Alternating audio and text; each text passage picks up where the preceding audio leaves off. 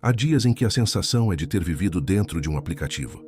O relógio avança, as notificações somem, a lista de tarefas ganha marcas, o e-mail fica sob controle.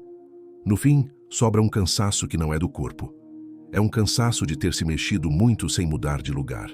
Esse erro raramente parece erro. Ele costuma vir disfarçado de responsabilidade, de maturidade, de só mais um esforço. Quem está ocupado é visto como alguém comprometido, e em muitos casos está mesmo. Só que a mente tem dificuldade de diferenciar movimento de direção quando o movimento é constante. Existe um momento silencioso, quase sempre pequeno demais, em que uma escolha define o que vai acontecer com os próximos anos. A ocupação abafa esse momento. Ela cria uma sensação de progresso para evitar o desconforto de decidir. Ray Dalio é um bom espelho para esse padrão, porque sua forma de pensar volta quase sempre à mesma pergunta: qual é a máquina por trás do que está acontecendo? Não a opinião do dia, não o barulho do ambiente, não a narrativa confortável. A máquina, causa e efeito, padrão, repetição. E o que acontece quando o tempo cobra? No começo dos anos 1980, Dalio sustentou publicamente a visão de que a economia caminharia para uma depressão em 1982. O dilema não era pensar diferente, era transformar convicção em aposta grande e viver como se a tese estivesse garantida. O cenário seguiu outro caminho. Os mercados entraram em um bull market prolongado e a tese virou perda. Ele dispensou funcionários, vendeu bens e recorreu a dinheiro emprestado do pai para se manter. A consequência no tempo foi uma forma de humildade que, segundo o relato, não veio por teoria, veio por dor. Perceber que estar trabalhando muito, ou estar convencido, não protege ninguém de estar errado. O aprendizado é claro. Progresso não é intensidade, é qualidade de critério. O ponto não é o drama da história, é a anatomia do engano. Existe um detalhe social que torna essa confusão ainda mais comum. Ocupação é uma moeda. Ela compra respeito rápido. Quando alguém diz, a semana foi insana, quase sempre recebe compreensão, não cobrança. A frase funciona como álibi e como status ao mesmo tempo. E de maneira sutil, ela também funciona como proteção. Se a vida não avançou, pelo menos houve esforço. O problema é que esforço pode virar barulho. Há pessoas que passam horas arrumando o sistema, reorganizam pastas, reformulam a rotina, trocam aplicativos, mudam o método e sentem que estão evoluindo. Só que, muitas vezes, estão apenas movendo o mesmo conteúdo de lugar. É como mexer no painel de um avião sem decidir a rota. A cabine fica bonita, os botões ficam organizados, mas o destino continua indefinido. Isso cria uma espécie de dívida cognitiva. Quanto mais tarefas pequenas se acumulam, mais a mente fica ocupada em manter o curto prazo funcionando.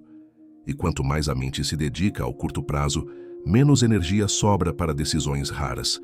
Cortar um compromisso que drena, encarar um número que assusta, conversar o que precisa ser conversado, escolher um projeto e abandonar os outros. O custo aparece depois, quando a vida cobra em bloco aquilo que foi parcelado em pequenas distrações.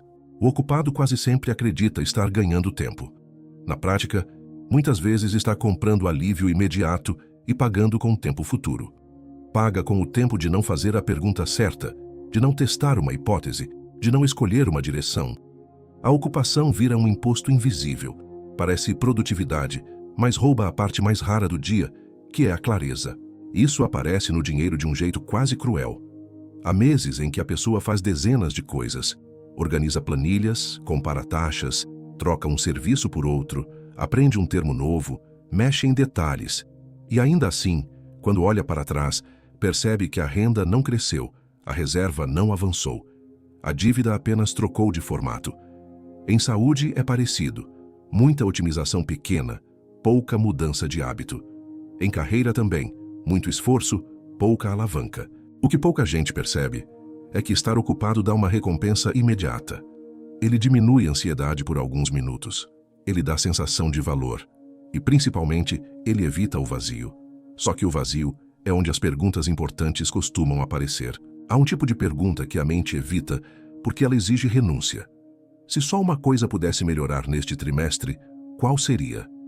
O ocupado costuma responder com mais tarefas, porque tarefas não cobram renúncia, cobram energia. Só que energia é abundante comparada a foco. Com o tempo, aparece um sintoma discreto. A pessoa cumpre muito e, ao mesmo tempo, sente que a vida está sempre atrasada. É como correr numa esteira muito rápida. O corpo trabalha, o suor aparece, mas a paisagem não muda. E a pior parte é que quando a paisagem não muda, o cérebro conclui que falta mais esforço. A solução escolhida é correr mais. É assim que a confusão se perpetua. A diferença entre estar ocupado e estar progredindo costuma ficar nítida quando o que importa não responde rápido. Um relacionamento não melhora em uma tarde. Um corpo não muda em uma semana. Uma renda não cresce por ter mais abas abertas. O que muda essas coisas é menos visível e mais lento. Decisões repetidas, critérios, sistemas.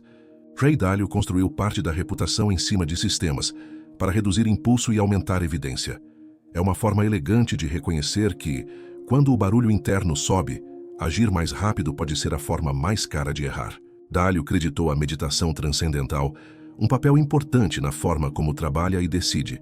O contexto é simples. Pressão alta tende a produzir reatividade.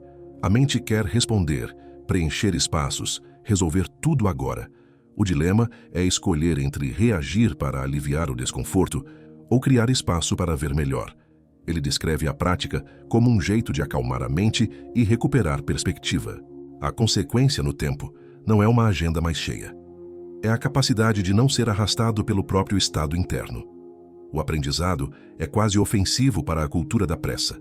Às vezes, a coisa mais produtiva é reduzir o ruído dentro da cabeça antes de produzir mais ruído fora. Isso contraria o instinto moderno. A cultura premia quem responde rápido, quem está sempre disponível, quem faz. Mas reflexos são rápidos e muitas vezes cegos. Quando alguém confunde ocupação com progresso, quase sempre existe um pedaço de medo escondido. Medo de errar, de decepcionar, de ficar para trás, de encarar o que não mudou, de escolher e perder opções. A ocupação serve como proteção. Ela cria a narrativa de que está sendo feito o possível. E essa narrativa é confortável. Só que máquinas não respeitam narrativas. Máquinas respondem a entradas e tempo. Dalio gosta de olhar para causas, não para efeitos. O ocupado vive na superfície dos efeitos. Apaga incêndios, responde mensagens, resolve pequenos atritos, entrega o que o dia pede. O progresso investiga causas e tenta reduzir a chance de o mesmo incêndio voltar. É aí que a vida começa a ficar mais barata. O começo do progresso quase sempre parece lento. Ele é invisível. Ele não tem glamour. A ocupação é o oposto. Ela é visível, urgente, barulhenta. O cérebro escolhe o que brilha. Daqui a alguns meses, o ocupado terá muitas tarefas concluídas. E talvez o mesmo problema de base. Daqui a alguns anos pode ter uma biografia cheia de dias, mas pouca mudança de padrão. O progresso costuma ter menos episódios e mais transformação. Aqui o tema muda de textura. Sai do julgamento moral e entra na mecânica psicológica. A ocupação funciona no curto prazo. Ela acalma a ansiedade, produz entregas pequenas, gera reconhecimento. O problema é que o curto prazo é um péssimo juiz de direção. Ele premia velocidade, não qualidade de escolha. Ele premia volume, não melhoria de critério. Quando a pessoa está ocupada, ela tende a medir o dia por sinais fáceis. Quantas coisas foram fechadas, quantas mensagens foram respondidas, quantas reuniões foram feitas. São sinais visíveis. Mas visível não é o mesmo que valioso. O sinal de progresso quase sempre é menos teatral. Um problema recorrente deixa de aparecer. Uma discussão repetida deixa de acontecer. Um gasto automático perde força. Um hábito ruim não encontra mais espaço. Isso não dá manchete no próprio dia. Isso aparece quando o tempo passa. Ray Dalio insiste em transformar aprendizado em princípios, porque princípios fazem uma coisa que tarefas não fazem. Alteram o futuro. Uma tarefa termina e some. Um princípio reduz a necessidade de repetir tarefas. Ele funciona como uma decisão adiantada. No livro em que organiza suas regras de vida e gestão, Dalio descreve um método para lidar com dor e erro como dados. O contexto é comum. Uma decisão sai errada, uma hipótese não se confirma, uma conversa termina pior do que começou. O dilema é emocional, porque a reação natural é esconder, justificar ou acelerar para compensar. Ele descreve outro caminho: registrar o erro, examinar o que aconteceu com frieza, extrair um princípio e ajustar o sistema. A consequência, no tempo, é que a dor vira instrumento de aprendizado. em vez de virar combustível para a repetição. O aprendizado é simples e difícil. O oposto de progresso não é fracasso, é não aprender. Há também um engano sofisticado: confundir consumo de informação com transformação. A pessoa lê sobre investimentos, assiste análises, aprende nomes, entende conceitos. E isso tem valor. Mas, sem critério, vira outro tipo de ocupação, uma ocupação intelectual. Ela dá a sensação de avanço porque o cérebro gosta de novidade, só que novidade não é mudança. É por isso que algumas pessoas ficam anos se preparando e não começam. Ou começam e recomeçam, sempre no estágio da preparação. É um ciclo limpo e confortável: aprender, ajustar, reorganizar, aprender mais. O desconforto começa quando é preciso escolher uma aposta e conviver com a imperfeição dessa aposta. O que Dalio tenta fazer ao tratar erro como dado é quebrar esse ciclo. Em vez de buscar mais estímulo, ele busca mais precisão.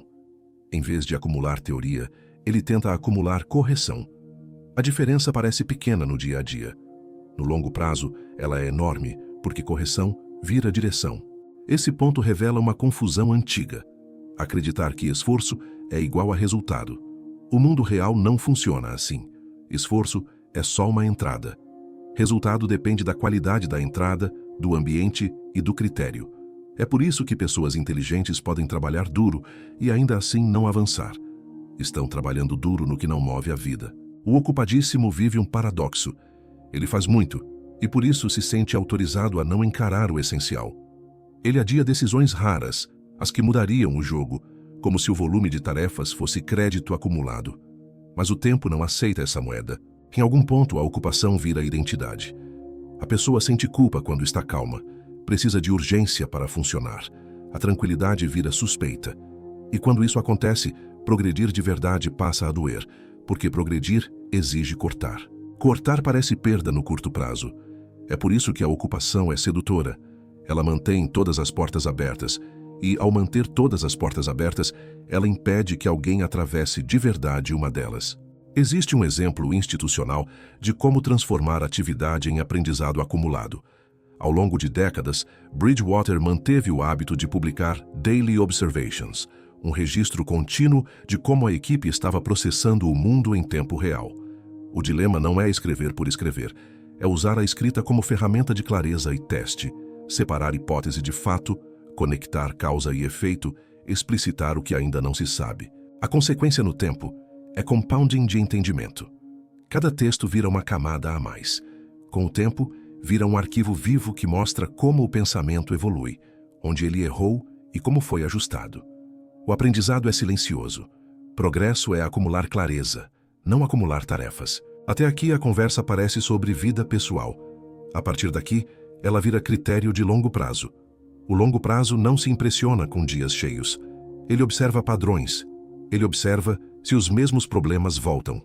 Ele observa se a pessoa aprendeu ou apenas se cansou. É por isso que o longo prazo é desconfortável.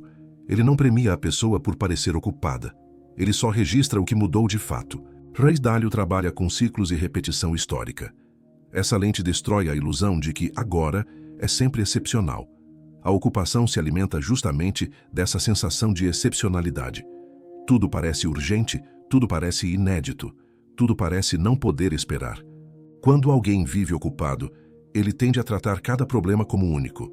E por tratar como único, resolve do jeito mais rápido possível, sem aprender. O problema volta com outra máscara. O progresso pergunta em que categoria aquele problema realmente está. Quando a categoria fica clara, o futuro fica menos caro.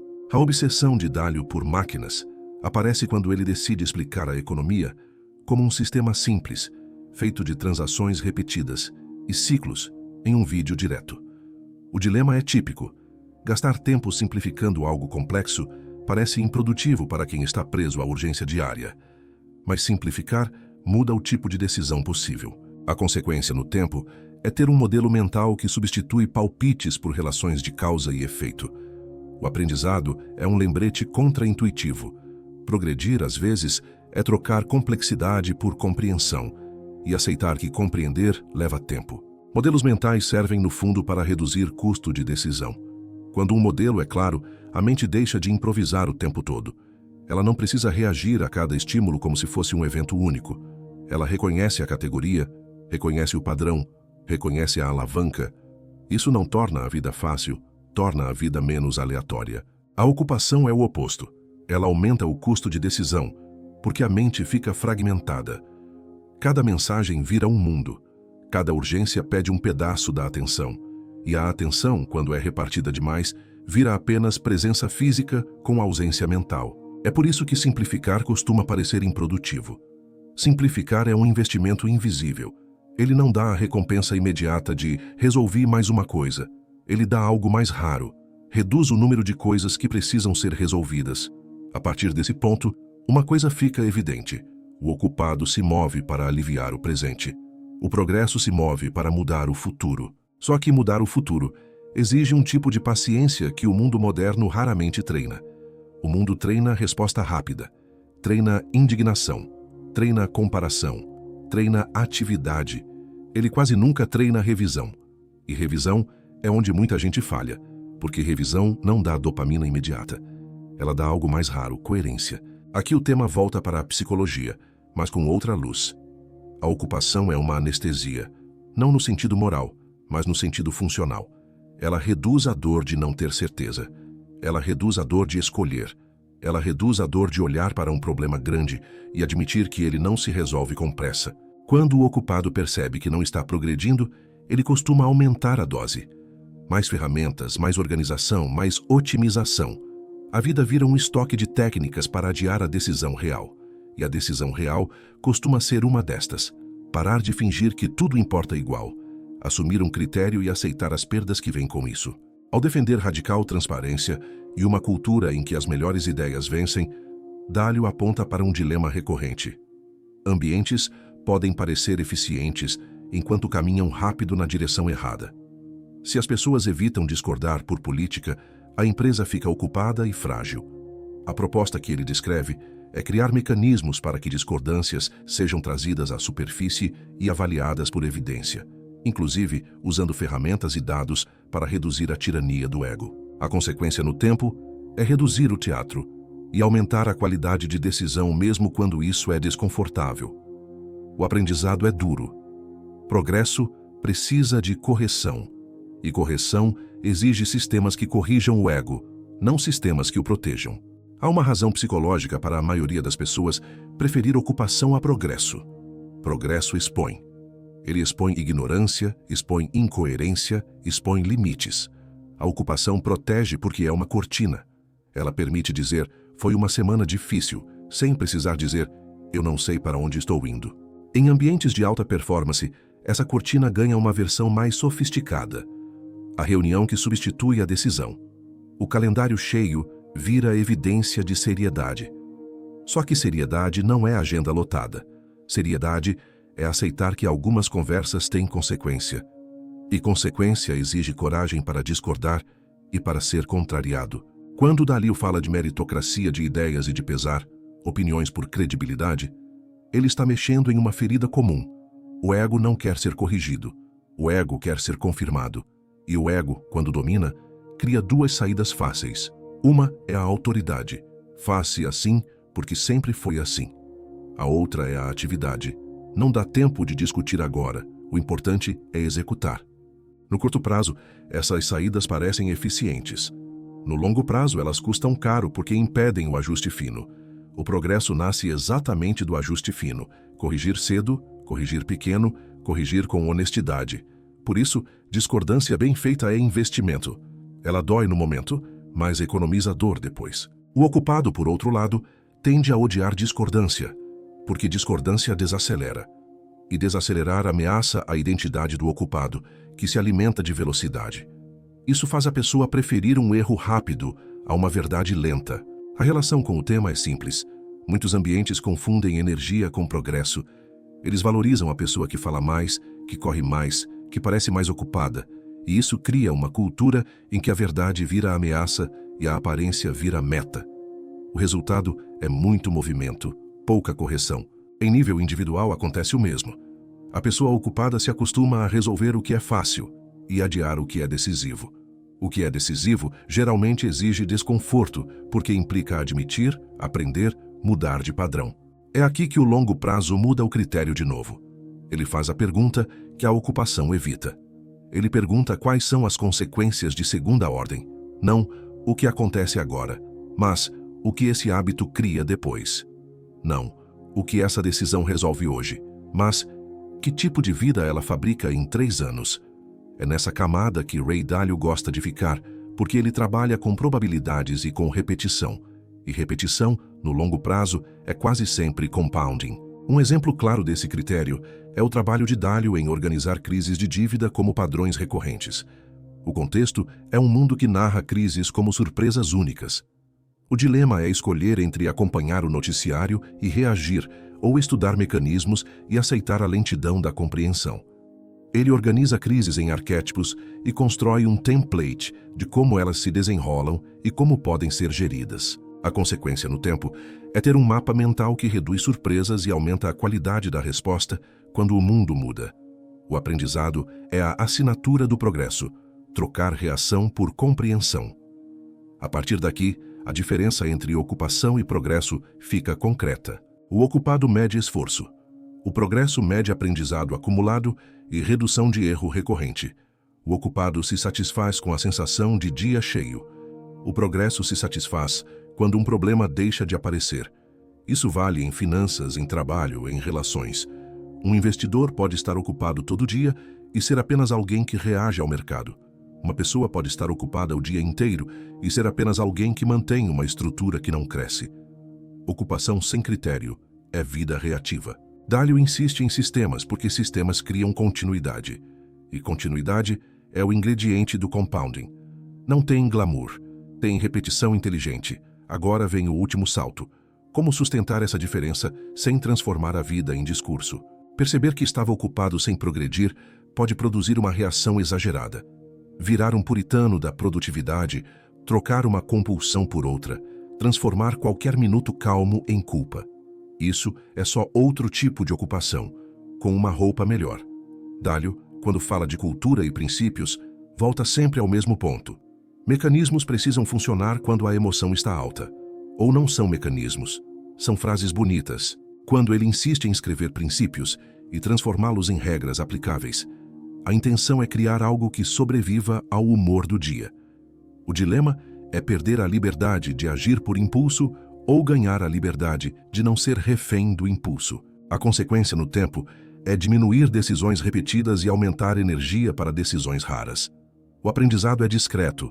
Progredir não é fazer mais, é construir um sistema que exige menos heroísmo e mais consistência. Há uma imagem útil aqui. O ocupado vive como se precisasse provar valor o tempo todo. O progresso vive como se precisasse proteger o critério. Provar valor exige performance diária. Proteger o critério exige consistência, o que inclui aceitar dias menos impressionantes. As pessoas que sustentam progresso por anos quase sempre têm alguma forma de auditoria interna. Não no sentido de rigidez, mas no sentido de retorno ao mecanismo. O que está se repetindo, o que está piorando, o que está melhorando, o que virou ruído, o que virou essência. Sem essa auditoria, a ocupação volta porque ela é fácil. Ela preenche, ela anestesia. E a ironia é que quando o critério existe, muitas tarefas param de parecer urgentes. Elas perdem o poder de hipnotizar. Elas viram o que sempre foram, detalhes. O ocupado vive de detalhes porque não tem direção. O progresso vive de detalhes apenas quando eles servem à direção. No fim, o tema não é produtividade, é maturidade. Maturidade é aceitar que algumas perguntas não podem ser respondidas com mais esforço, e sim com mais honestidade. É perceber que uma agenda cheia pode esconder uma vida sem critério. É entender que o tempo é o único recurso que não volta, e que o longo prazo não recompensa quem se move muito, recompensa quem aprende e ajusta. O tempo funciona como uma auditoria inevitável. Ele não discute intenção e não negocia com esforço. Ele apenas revela, com atraso, o que era sinal e o que era ruído. Por isso, quem aprende a distinguir cedo entre ocupação e progresso costuma parecer menos intenso no dia a dia e mais sólido quando os anos passam. Não porque fez tudo certo, mas porque construiu um mecanismo para corrigir rápido e não repetir as mesmas perdas com outra justificativa. Quando a ocupação vira rotina, ela faz uma promessa silenciosa. Se continuar assim, um dia vai chegar lá. O longo prazo responde com outra frase, igualmente silenciosa. Chega-se apenas onde se decide ir.